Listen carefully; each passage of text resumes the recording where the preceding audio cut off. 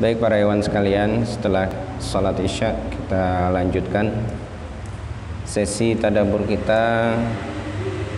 Ada 2 sesi lagi.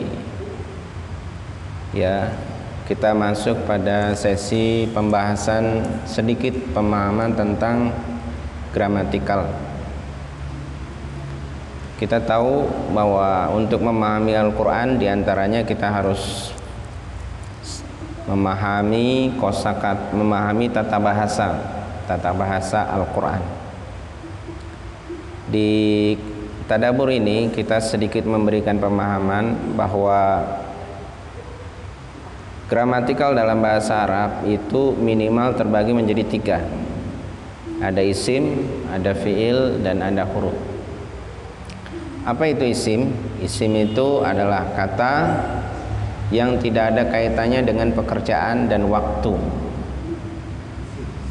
Sedangkan fiil itu adalah kata kerja yang ada kaitannya dengan waktu lampau, sedang, dan akan datang, juga perintah. Apa itu huruf? Nah, huruf itu yang tidak masuk kategori isim dan tidak masuk kategori fiil, itu adalah huruf. Kita ambil contoh di sini yang namanya isim, yang namanya fiil. Contohnya fa'azallahuma. Fa'azallahuma itu terdiri ada 3 kata. Yang pertama fa. Yang kedua azallah. Ya, yang ketiga huma. Fa-nya itu huruf, azallahnya itu fiil, humanya itu isim. Ya. Kemudian ada kalimat berikutnya asyaiton. Nah, syaiton itu jelas isim. Anha itu 2 kata, perpaduan antara an dan ha. An itu huruf, ha-nya itu isim. Fa akhrajahuma 3 kata, fa huruf, akhraja fiil, huma isim. Begitu sekilas tentang contoh gramatikal. Untuk dalami yang lebih lanjut, kita bisa buka bukunya di rumah. Mudah-mudahan di rumah itu dibuka bukunya. Jadi nggak ditaruh gitu aja ya. Kemudian nanti begitu jadwal berikutnya baru ingat. Baik, sesi yang terakhir dari firman Allah Subhanahu wa taala, surah Al-Baqarah ayat 36 sampai surah Al-Baqarah ayat ayat 39. Kandungan maknanya saya sarikan dari tafsir Aisarut Tafasir yang ditulis oleh Imam Abu Bakar Al-Jazairi, salah satu dosen tafsir Al-Quran di Ummul Qura Madinah. Beliau menyimpulkan pemahaman ayat ini. Yang pertama adalah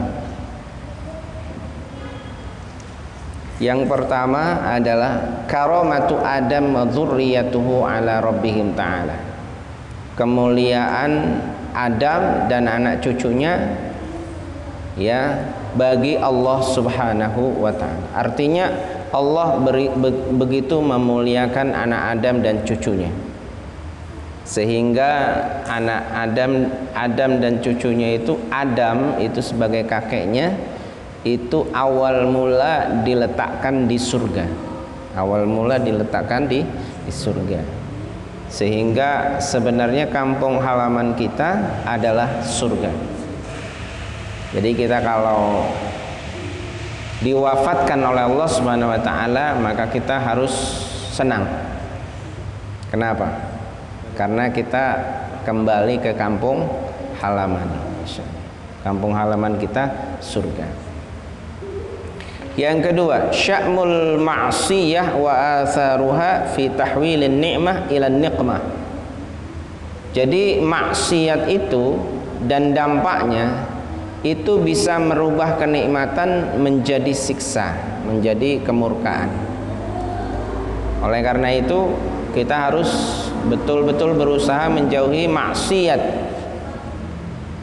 karena kemaksiatan itu bisa merubah nikmat menjadi kesengsaraan, merubah nikmat menjadi kesengsaraan. Kalau kita lihat orang yang berbuat maksiat seolah-olah enak, senang, gembira, itu adalah fata morgana. Fata morgana, hiasan yang dibuat oleh setan. Padahal sesungguhnya mereka tidak mendapatkan hati yang gembira. Kemudian yang ketiga, ada waktu syaitan lil insan wa wujubu ma'rifati dzalik. Permusuhan syaitan terhadap manusia dan wajibnya mengetahui itu. Li'itqa'i waswasatihi, untuk menghindari bisikan-bisikan syaitan. Seperti yang terjadi di siapa? Di kakek kita, Adam alaihi salam. Ya, jadi kakek kita diceritakan oleh Allah Subhanahu wa taala di dalam Al-Qur'an dan diabadikan supaya menjadi pelajaran buat anak cucunya bahwa kita harus waspada terhadap setan, karena setan itu sebenarnya musuh manusia. Setan adalah musuh manusia. Apa bedanya setan dengan iblis? Disebut iblis ketika dia membangkang dan sombong. Berubah nama menjadi setan ketika sudah mulai menggoda.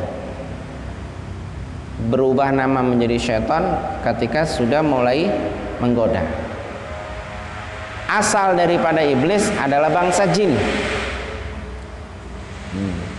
Wa kanu minal jinni fafasaqa an amri rabbi, itu dalam surat Al-Kahfi seperti itu. Jadi setan, iblis itu asal mulanya dari bangsa jin. Ketika membangkang disebut iblis, pertama kali membangkang itu disebut iblis. Kemudian ketika menggoda, fa'azallahuma syaitan, maka disebut dengan nama syaitan. Jadi kita harus berhati-hati, harus mengenal siapa syaitan. Kemudian yang keempat, wujubut taubah minadz dzambi wa hiyal istighfar ba'dal i'tirafi bidzambi wa tarkihi wan nadmi ala fi'lihi. Wujubut taubah, wajibnya taubat, minadz dzambi, dari dosa.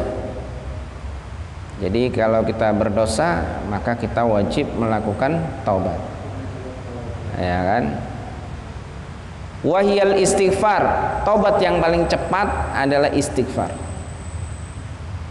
Bahkan ketika hati kita berbisik dengan bisikan dengki, hasad, maka kita harus segera istighfar, astagfirullah. Dan dengan istighfar itu maka sudah otomatis hasad yang ada di dalam hati kita terhapus. Maka semakin banyak istighfar, maka semakin banyak dosa yang terhapus.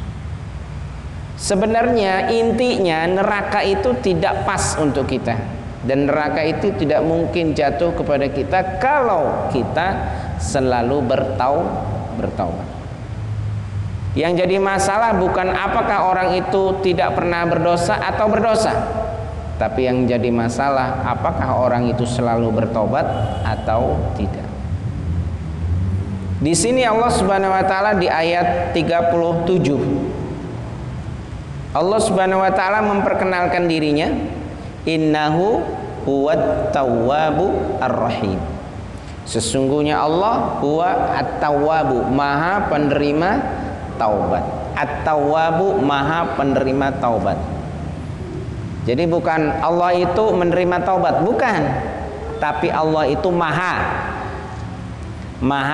menerima taubat. Jadi kalau sudah artinya maha menerima taubat, berarti taubat yang kita panjatkan itu sudah pasti diterima. Sudah pasti diterima karena Allah maha penerima taubat. Coba bayangkan kalau Allah tidak maha penerima taubat. Kita azan leha-leha, nggak berangkat ke masjid, neraka. Ya, Kemudian lihat tetangga kita punya prestasi, kita dengki, neraka lagi. Kemudian kita berusaha berbisnis, ternyata bisnis kita tidak halal sedikit, atau ada manipulasi atau penipuan atau kurang jujur dan lain sebagainya, neraka lagi. Atau kita menyepelekan orang, menganggap orang lain itu lebih rendah dari kita dan kita paling hebat, neraka lagi. Kalau itu yang terjadi, alangkah kejamnya Allah. Tapi kita bersyukur karena kita punya Allah, yang Allah itu At-Tawwabu, Maha penerima taubat. Dan bukan hanya kita yang berdosa, kakek moyang kita berdosa. Karena Adam tergelincir oleh godaan syaitan. Jadi memang sifat manusia itu seperti itu. Kalau kita berdoa kepada Allah, ya Allah, takdirkan aku menjadi hamba yang tidak pernah berdosa, nggak mungkin. Karena kalau kita ditakdirkan menjadi hamba yang tidak pernah berdosa, nanti sifat Ghafur Allah itu mau ditaruh di mana? Sifat Ghafur Allah itu mau ditaruh di mana? Karena kita nggak ada dosa lagi. Baik. Jadi wujubut taubah minadz-dzambi, kita wajib bertaubat dari dosa. Dan di antara cara bertaubat yang paling cepat adalah istighfar ba'dal i'tirafi bidzambi, setelah kita kenali dosa-dosa kita. Wa tarkihi, dan kita harus meninggalkan dosa tersebut. Wan nadmi, dan penyesalan ala fi'lihi, atas yang sudah kita lakukan. Nah itu ya cara bertaubat kita. Kemudian selanjutnya, al-ma'siyah tusabbibus syaqa wal hirman. Jadi kemaksiatan itu bisa menyebabkan kesulitan atau sesuatu yang diharamkan. Kemudian yang selanjutnya, al-amalu bi kitabillah wa sunnati rasulih sallallahu alaihi wasallam yusabbibul amni wal is'adi. Perbuatan atau amal yang berdasarkan kitab Allah dan sunnah Rasulullah SAW itu akan menyebabkan keamanan, aman kita. Kalau kita hidup sudah merasa aman, maka itulah ciri bahwa kita berarti hidupnya bahagia. Tapi kalau kita hidup masih merasa was-was, maka kita hidup walaupun bergelimang harta, tapi kalau was-was, maka itu bukanlah kebahagiaan yang kita cari. Kenapa kita merasa aman? Karena sang pemilik alam semesta ini sudah meridhoi kita. Sudah meridhoi kita. Kenapa Allah ridho kepada kita? Karena kita sudah on the track, berada di jalur yang ditetapkan oleh Allah dan Rasul. Jadi kalau kita berada di jalur yang ditetapkan Allah dan Rasulnya, kita sudah merasa aman. Ya. Dan rasa bahagia itu akan hilang, ya, kalau kita melakukan hal-hal yang dilarang oleh Al-Quran dan Sunnah. Kalau kita melakukan hal-hal yang dilarang oleh Al-Quran dan Sunnah, otomatis kita akan kehilangan rasa aman dan kita akan jatuh pada kesedihan. Ya, jadi sebenarnya hidup itu yang dicari apa? Bahagia. Kalau mau bahagia, cuma dua itu. Pertama merasa aman, yang kedua tidak bersedih. Kalau sudah aman dan tidak bersedih, itu insya Allah kita bahagia. Kenapa kita bahagia? Karena kita mengenal Allah Subhanahu wa ta'ala. Saat kita hidup, kita sudah mengenal Allah, dan saat kita mati nanti juga akan kembali kepada Allah. Maka tidak ada lagi yang perlu kita khawatirkan. Karena hidup kita sudah bersama Allah, maka mati juga akan kembali kepada Allah Subhanahu wa ta'ala. Jadi nggak masalah. Maka orang beriman tuh kalau diajak perang, untuk jihad fisabilillah, dia nggak merasa takut. Kenapa? Ya karena mati hidup sama aja. Hidup kita sudah bertemu Allah, sudah bersama Allah, maka mati juga akan kembali kepada Allah Subhanahu wa taala. Apalagi Allah menjanjikan sesuatu yang lebih hebat nanti di kemudian hari. Kemudian yang terakhir, al-kufru wa takdzibu jazaa'u sahibihim al-khulud finnar. Kekafiran dan kedustaan terhadap ayat-ayat Allah balasannya adalah kekal dalam api neraka. Mudah-mudahan kita semuanya bukan menjadi hamba-hamba yang mendustakan ayat-ayat Allah Subhanahu wa ta'ala.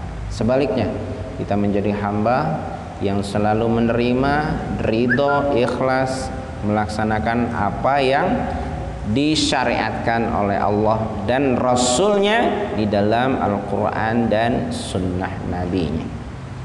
Demikian apa yang bisa kita bahas kandungan makna yang terkandung dalam firman Allah surah Al-Baqarah ayat 36 sampai surah Al-Baqarah ayat 39. Kurang dan lebihnya saya mohon maaf. Kita tutup majelis ini dengan baca doa. Bismillahirrahmanirrahim. Subhanakallahumma wa bihamdika asyhadu an la ilaha illa anta astaghfiruka wa atubu ilaik. Kurang dan lebihnya sekali lagi saya mohon maaf. Wabillahi taufiq wal hidayah. Wassalamualaikum warahmatullahi wabarakatuh.